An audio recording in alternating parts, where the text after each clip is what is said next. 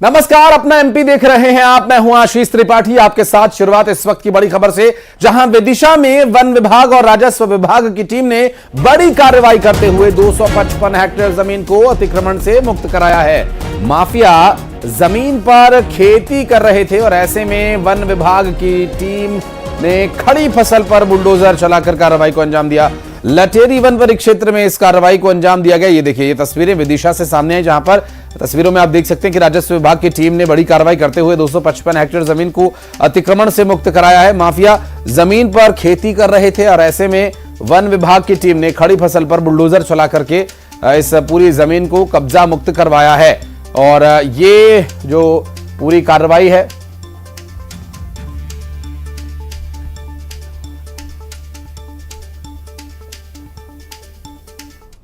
One क्षेत्र में अतिक्रमणों से वनभूमि पर अतिक्रमण से मुक्त कराया गया।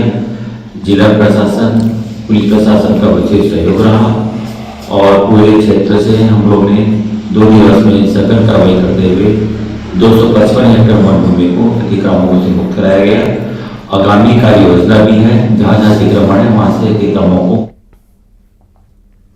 तो खड़ी फसल पर बुलडोजर चलाया गया है। और इस कार्रवाई के दौरान की जो देखिए ड्रोन से ली गई वो तस्वीरें हम आपको दिखा रहे हैं, जिसमें आप देख सकते हैं कि बुलडोजर, ट्रैक्टर सभी वहां खेत में खड़ी फसल पर चलाया जा रहा है। और माफियाओं को इसके माध्यम से एक बड़ा संदेश दिया गया है कि भैया इस तरह का कुछ भी अब आगे आप कीजिएगा मत, अन्यथा फिर से ये कार्रवाई नहीं होगी, फिर एक्शन होगा सीधा आपके खिलाफ। और ये जो फसल यहाँ पर उगाई गई थी, हमारे सहयोगी पीयूष मालवीय इस वक्त जुड़ गए हमारे साथ, बात करेंगे उनसे। पीयूष, ये जो खड़ी फसल थी इसमें कौन लोग शामिल हैं, कितनी ये जमीन थी, क्या कुछ कार्रवाई अभी की गई है, क्या आगे भी इस पर एक्शन देखने को मिलेगा? जी हाँ, बिल्कुल, प्रशासन द्वारा इसमें लगातार कार्रवाई की जा रही है। अभी जो कार्रवाई की है वो 255 हेक्टेयर वन भूमि पे की है, जो कि क्षेत्रीय लोगों का अतिक्रमण था। इस पे इनके द्वारा फसल को बोया किया जाता था। उसके बाद इसको प्रशासन ने संज्ञान में लेके 255 हेक्टेयर वन भूमि को फसल से बुलडोजर द्वारा उखाड़ फेंका।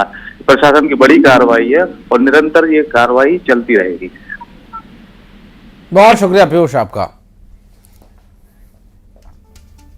और ग्वालियर के द लेगेसी प्लाजा में धमाके से जुड़ी एक बड़ी जानकारी सामने आई है। दरअसल ये जो ब्लास्ट हुआ था ये एलपीजी गैस के सिलेंडर से हुआ था। अब ये गैस सिलेंडर में कोई लीकेज नहीं था, बल्कि जो लोग इस अपार्टमेंट में रह रहे थे वो एक वीडियो बना रहे थे और उन्हें थोड़ा स्मोकी व्यू चाहिए था, थोड़ा धुआं हो, और वो धुआं ज्यादा ही धुआं हो गया, चूंकि उन्होंने एलपीजी गैस में ही सीधा आग लगा दी। आग कैसे लगाई, अब आप इसको समझने की कोशिश कीजिए। एलपीजी गैस से निकलने वाली जो भापनुमा गैस है वो पूरे रूम में उन्होंने फैला दी और वीडियो बनाने लगे।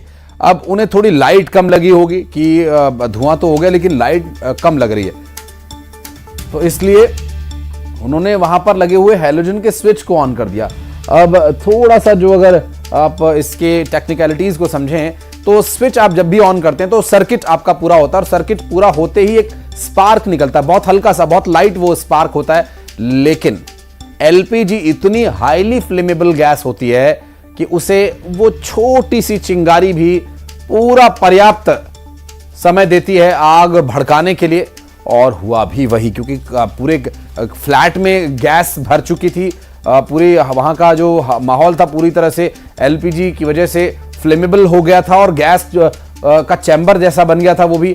और चूंकि फ्लैट बंद था, तो आग जब जैसे ही स्विच ऑन हुआ, माफ कीजिएगा, वो पूरी तरह से एक वैक्यूम, उससे इंपैक्ट क्रिएट हुआ, जिसकी वजह से धमाका जैसा वहां पर महसूस हुआ। दीवारें गिर गईं, आसपास के 3 फ्लैट्स को तबाह बर्बाद कर दिया इस वीडियो बनाने के चक्कर में लोगों ने। और अब पुलिस इस पूरे मामले में खुलासा कर रही है और पुलिस मोबाइल फोन से 50 से ज्यादा ऐसे वीडियोज रिकवर कर चुकी है जो उसी दौरान संभवतः रील के लिए बनाए गए थे। और विस्फोट एक तरह का यहां पर हुआ और 3 फ्लैट्स तबाह बर्बाद हो गए। और भोपाल से अगली खबर, जहां रेलवे स्टेशन पर एक बड़ा हादसा होने से बच गया। दरअसल एक महिला जो चलती ट्रेन से उतरने का प्रयास कर रही थी, संतुलन बिगड़ा तो ट्रेन और प्लेटफॉर्म के बीच गिरने से पहले हालांकि उसे पकड़ लिया गया वहां पर मौजूद एक शख्स के द्वारा। आप देखिए तस्वीरों में, ये वो हादसा है जहां पर महिला लड़खड़ाती हुई ट्रेन और प्लेटफॉर्म के बीच पहुंचती उससे पहले एक शख्स ने उसका हाथ पकड़कर उसे खींच लिया और उसकी जान बचा ली। लेकिन आपको ये तस्वीरें दिखाने का सिर्फ एक मकसद हमारा ये है कि आप भी रेलवे प्लेटफॉर्म पर कभी भी जाएं तो बहुत सावधानी से ट्रेन में चढ़ने उतरने का प्रयास करें, और चूंकि चलती ट्रेन से ना आप उतरने की कोशिश करें और ना चलती ट्रेन में चढ़ने का प्रयास करें। अगर इस तरह की परिस्थितियां बनती हैं तो बिल्कुल आप उसे अपनी जान की परवाह करते हुए एक तरह से पूरी तरह से उसे बचें, और क्योंकि ये खतरनाक हो सकता है आपके लिए।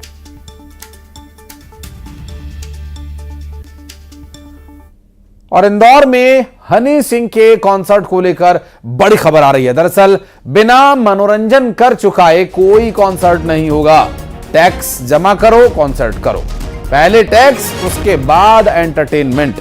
तो एंटरटेनमेंट टैक्स जमा होगा, उसके बाद एंटरटेनमेंट होगा। ये बात तय कर ली गई है, ये बात पुख्ता हो गई है, क्योंकि जिस तरह से टैक्स जमा करने का दिलजीत दोसांझ को बाध्यता थी, उन्होंने नहीं किया। अब हनी सिंह के लिए बड़ी समस्या हो गई। 8 मार्च को हनी सिंह का इंदौर में एक शो होना है। नगर निगम MIC सदस्य निरंजन सिंह चौहान ने पत्र लिख करके महापौर को स्पष्ट कह दिया कि भैया दिलजीत दोसांझ के शो का टैक्स अभी तक नहीं मिला है। ये एक और कलाकार आए हैं, पहले इनसे टैक्स लीजिए, उसके बाद इनको आगे परमिशन दीजिए। मिथिलेश हमारे सहयोगी जुड़ गए, बात करेंगे उनसे। मिथिलेश, दिलजीत दोसांझ का टैक्स तो अभी तक आया नहीं है, अब हनी सिंह को पहले ही एडवांस में टैक्स जमा करना होगा। फूक फूक कर कदम रख रहे हैं निगम वाले। बिल्कुल सही कहा आपने कि फूक फूक के कदम रख रहे हैं, क्योंकि लंबा वक्त हो गया, 2 महीने से ज्यादा का समय गुजर गया। लेकिन दिलजीत का जो कॉन्सर्ट हुआ था उसके एंटरटेनमेंट जो टैक्स मनोरंजन जो शुल्क है वो अभी तक जमा नहीं हुआ, और जिसकी राशि जो निकाली गई है नगर निगम की तरफ से वो लगभग 20 से 25 करोड़ रुपए की एक बड़ा अमाउंट है, जिसको लेकर उनका कहना है कि इतनी बड़ी राशि का नगर निगम को नुकसान हुआ है। कंपनी ने कॉन्सर्ट यहाँ पर किया, इसके बाद वो चले गए, लेकिन आज तक मनोरंजन शुल्क नहीं भरा गया। इस बार हनी सिंह का कार्यक्रम होने जा रहा है और हनी सिंह के कार्यक्रम के पहले मनोरंजन शुल्क जमा करना होगा, और अगर बिना मनोरंजन शुल्क जमा किए अगर किसी अधिकारियों ने परमिशन दे दी तो ये पूरा मुद्दा मेयर इन काउंसिल की बैठक में उठाया जाएगा, निंदा प्रस्ताव लाया जाएगा और साथ ही लोकायुक्त तक शिकायत की जाएगी इस पूरे मामले की। निरंजन सिंह गुड्डू जो है वो राजस्व के प्रभारी है नगर निगम के, MIC सदस्य, उन्होंने पत्र लिखा है और साफ साफ उन्होंने आड़ो हाथे लिया है अधिकारियों को। साफ साफ उन्होंने कहा कि पिछली बार आप लोगों ने NOC दे दिया बिना कोई भी जांच पड़ताल के, अगर इस बार NOC दे दिया बिना मनोरंजन शुल्क के तो लोकायुक्त की शिकायत होगी और मेयर इन काउंसिल तक पूरा मुद्दा उठाया जाएगा। 8 तारीख को हनी सिंह का प्रोग्राम होना है, लेकिन उसके पहले बड़ा विवाद देखने को मिलेगा, क्योंकि दिलजीत का कॉन्सर्ट का मनोरंजन शुल्क अब तक जमा नहीं होगा है। लेकिन अगर हनी सिंह के कार्यक्रम करना है तो पहले टैक्स जमा करना होगा, उसके बाद ही कार्यक्रम की अनुमति मिलेगी। जी ठीक है, आप नजर बनाए रखिएगा आगे अनुमति से मिलने से पहले क्या वो टैक्स वो जमा करवाते हैं या फिर बातचीत से मसला सुलझ जाएगा और फिर जो पेमेंट आएगी टिकट्स की उसके बाद टैक्स जमा होगा। ये सब अब देखना होगा स्पॉन्सर्स इसे कैसे मैनेज करते हैं। मिथिलेश, कोशिश कीजिएगा कि हनी सिंह के स्पॉन्सर्स जो कार्यक्रम के हैं उनसे भी आप इस बारे में बातचीत करें और उनका रिएक्शंस लेने की कोशिश कीजिएगा। बहुत शुक्रिया फिलहाल आपका इस पूरे मामले पर जानकारी देने के लिए।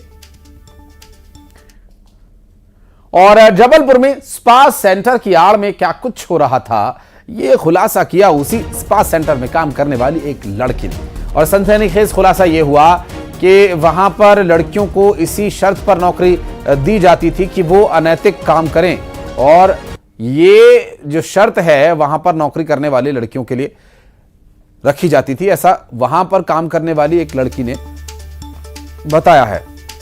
उसका कहना है कि वहां पर आने वाले जो ग्राहक थे उनसे संबंध बनाने का दबाव बनाया जाता था। लड़की ने थाने पहुंचकर सनसनीखेज आरोप लगाया। हालांकि लड़की खुद नशे की हालत में वहां पहुंची थी और इस दौरान उसने ये शिकायत दी है कि ये सब कुछ वहां पर चल रहा था।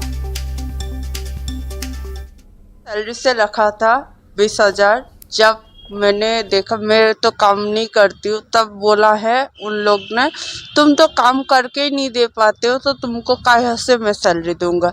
इसके कारण मैंने पुलिस के पास। तो आपसे क्या काम करने को कहते थे? वो गलत कार्य करवा? गलत काम मतलब सेक्स वगैरह करो, इसलिए। नहीं, ये स्पा सेंटर में एक महिला कर्मचारी है, वहाँ काम करती है, वो आई हुई थी, उसको वहाँ काम भी करती थी, उसको सैलरी वैलरी को लेके कोई इश्यूज भी थे कि उसको पैसे से नहीं दे रहे, तो उस संबंध में उन्होंने शिकायत भी की थी। और उस संबंध में उसकी कर्मचारी ने बताया कि हमारे यहाँ काम करती थी, तो कुछ उनकी जो नियम के अनुसार से चीज़ें नहीं थी, इसलिए उनको शायद उसको काम में नहीं रखा हुआ, ये आज मना कर दिया हुआ। इस बात की शिकायत की थी। और भोपाल से बड़ी खबर है, 15 अगस्त से मेट्रो शुरू हो जाएगी। जी हां, एम्स से सुभाष नगर तक मेट्रो का पहला रन होगा और कई चरणों में कई रूट्स पर ट्रायल रन हो चुके हैं। निरीक्षण के बाद विधायक भगवान दास सबनानी ने बताया कि मेट्रो का काम तेजी से चल रहा है और उनका कहना है कि बाकी रूट्स पर भी जल्द काम पूरा हो जाएगा और भोपाल मेट्रो पूरी तरह से रन में आ जाएगी। फिलहाल आपको बता दें कि कई चरणों में रूट का ट्रायल रन हो चुका है और फिलहाल जो जानकारी मिल रही है उसमें ये बताया जा रहा है कि एम्स से सुभाष नगर तक ये मेट्रो का ट्रायल होगा। दिल्ली वासी कंफ्यूज ना हो, क्योंकि दिल्ली में भी एम्स है और सुभाष नगर भी है, तो मेट्रो से कनेक्टेड वो भी सिटी है। ये हम भोपाल की बात कर रहे हैं। भोपाल के एम्स से भोपाल के सुभाष नगर तक ये मेट्रो का पहला जो रन होगा पब्लिक के लिए वो शुरू हो जाएगा। हालांकि कई ट्रायल रन्स चल रहे हैं, कई ट्रायल रन्स हो चुके हैं और रूट को लेकर के अभी कुछ काम बाकी है, उसे करने के बाद इसको शुरू किया जाएगा 15 अगस्त से। जो कल बातचीत हुई, बातचीत में उन्होंने कहा 15 अगस्त तक हम इसको आरंभ कर देंगे और एम्स से लेकर के और सुभाष नगर तक, और क्योंकि आगे करोड़ तक जाना है तो इसके निर्माण काम, और दूसरा रत्नागिरी से लेकर के बदबदा होकर के उन्होंने एक प्रकार से प्रेजेंटेशन दिया है। तेजी के साथ काम होगा, जो उनकी बाकी उसमें दिक्कतें उनको दूर करने का काम वो अपेक्षा करते हैं कि सरकार के माध्यम से जनता का सहयोग मिले और जल्दी से जल्दी वो हमको स्थान मिल जाए। और बढ़ते आगे, भोपाल से बड़ी खबर, सीएम डॉक्टर मोहन यादव ने बैठक की, जिसमें सीएम ने 16वें वित्त आयोग के साथ ये बैठक की है। सीएम के साथ मंत्री, अधिकारी सभी मौजूद रहे। कुशाभाऊ ठाकरे कन्वेंशन सेंटर में हुई इस बैठक में प्रदेश के मुख्यमंत्री डॉक्टर मोहन यादव ने 16वें वित्त आयोग के साथ चर्चा की और सीएम के साथ मंत्री, अधिकारी सभी मौजूद रहे। कुशाभाऊ ठाकरे कन्वेंशन सेंटर में हुई इस बैठक में क्या कुछ तथ्य चर्चा के लिए सामने लाए गए, इसके बारे में और डिटेल्स आगे आप तक पहुंचाएंगे। फिलहाल आपको बता दें कि ये 16वें वित्त आयोग की बैठक में मुख्यमंत्री डॉक्टर मोहन यादव ने शिरकत की।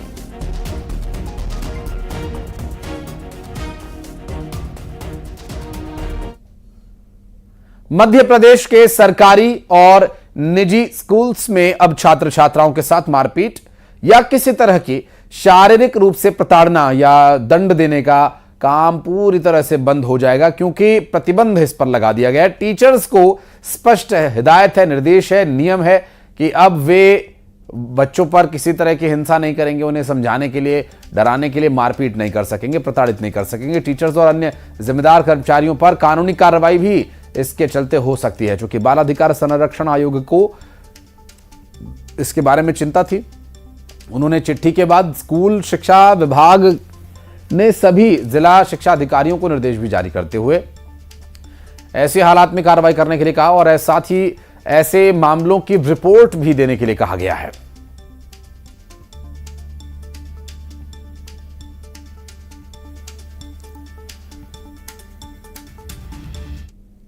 और प्रदेश सरकार के जो स्कूल्स हैं या फिर जो प्राइवेट स्कूल्स हैं, निजी स्कूल्स हैं, छात्र छात्राओं के साथ मारपीट या किसी तरह की शारीरिक प्रताड़ना को पूरी तरह से प्रतिबंध लगाए जाने के आदेश को लेकर कांग्रेस का कहना है कि सरकार को ये आदेश देना पड़ा, इसका मतलब है स्कूल्स में स्थितियां ठीक नहीं हैं। कि सरकार को फैसला लेना पड़ा कि स्कूलों में कार्रवाई नहीं होगी, तो कहीं ना कहीं कुछ हो रहा होगा, स्कूलों में ऐसी स्थिति होगी कि जो सरकार को पता चली होगी। अब मतलब ये एक सरकार का फेलियर भी कह लें आप कि उनको ऐसा आदेश देना पड़ा कि स्कूल में बच्चों के साथ ये नहीं होगा। मतलब पहले सरकार को जानकारी नहीं थी, अब जानकारी मिली है तो वो कार्रवाई कर रही है। ठीक है, इसका निर्णय भी जो होगा आगे बच्चों के भविष्य में क्या बेहतर कर पाएगा वो भी हमें देखने को मिलेगा। बीजेपी ने कहा स्कूल्स में मारपीट के खिलाफ सख्ती को लेकर माता पिता भी जागरूक हो चुके हैं और बच्चों को पढ़ाई के लिए प्रोत्साहित किया जाता है, इसलिए स्कूल्स में बल प्रयोग की आवश्यकता नहीं है। बल प्रयोग अगर होता है तो नहीं होना चाहिए। सरकार ने इस दिशा में बातचीत की कि आप उनके पेरेंट्स को बताइए, आप उस बच्चे को ठीक करें, क्योंकि ठीक करने के लिए आपको कुछ रूल उठाने की ज़रूरत नहीं है। आप उसको अपने व्यवहार से भी ठीक कर सकते हो और उस बच्चे के आकलन करके उसकी मनोदशा के हिसाब से उसको पढ़ाई के लिए प्रेरित कर सकते हो। तो इस दिशा में भी सरकार ने आगे बातचीत की है, मुझे लगता है इसके सकारात्मक परिणाम आएंगे। और छिंदवाड़ा में घरेलू विवाद में मां ने 2 बेटियों पर जानलेवा हमला किया, जिसमें से एक की मौत हो गई जबकि दूसरी गंभीर रूप से घायल स्थिति में हॉस्पिटल में एडमिट है। वहीं इस सब के बाद मां ने खुद भी जहर खाकर सुसाइड करने की कोशिश की। गंभीर हालत में वो महिला भी खुद अस्पताल में भर्ती है, इलाज चल रहा है उसका। और घटना के वक्त महिला का पति घर से बाहर था। घर पहुंचने पर पति को इस बात का पता चला और उसने पुलिस को इसकी सूचना दी। पुलिस पूरे मामले की जांच कर रही है। शहर के लाल बाग इलाके की यह पूरी घटना है।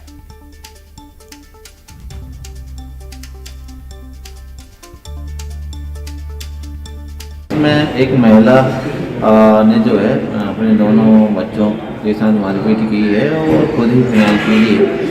इसमें जो महिला काफ़ी गंभीर अवस्था में फिनाइल पी के आके भर्ती है और उसकी एक बच्ची 10 साल की है, उसकी सर में चोट है और गले में भी क्वेश्चन, वो भी गंभीर स्थिति में भर्ती है। एक 2 साल 8 महीने की बच्ची जो है उसकी डेथ हो गई है, जिसमें हमें जो शुरुआती रूप से जानकारी मिली है कि घर पे जो है महिला 2 बच्चियों के साथ थी और शाम को कुछ न कुछ जो अंतःकलह के कारण जो है उसने बच्चों को मार के और खुशी बनने की कोशिश। तो गंभीर रूप से घायल हालत में, गंभीर परिस्थिति में एक बेटी का इलाज चल रहा है, जबकि उस खुद मां का भी इलाज चल रहा है जिसने ये सब कुछ किया।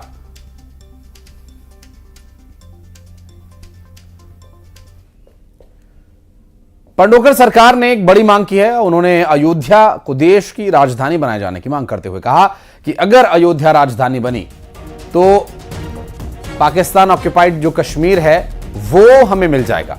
उन्होंने औरंगजेब का महिमा मंडन करने वालों को जवाब देते हुए कहा कि किसने मंदिर बनाया, किसने तोड़ा, ये तो सभी को पता है।